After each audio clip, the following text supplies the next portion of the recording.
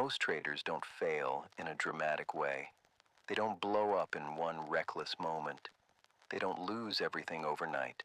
They quit, quietly, slowly, convinced they were never good enough. And that's the real tragedy.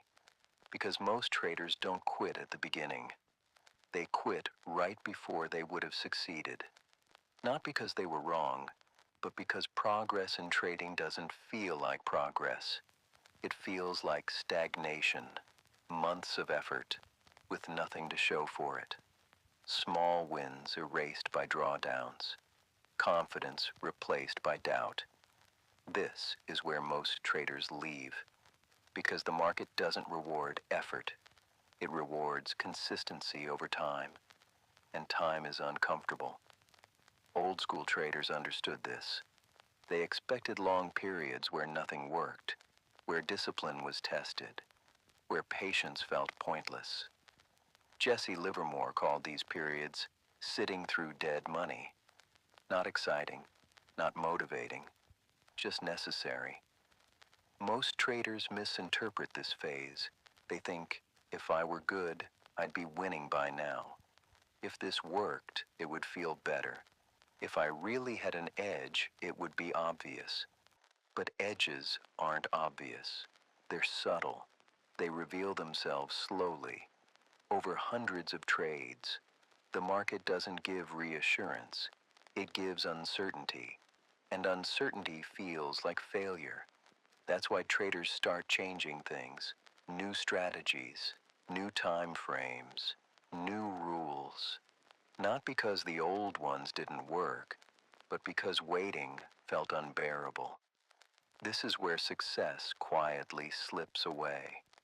Professional traders don't escape this phase, they survive it. They understand that drawdowns aren't proof of incompetence.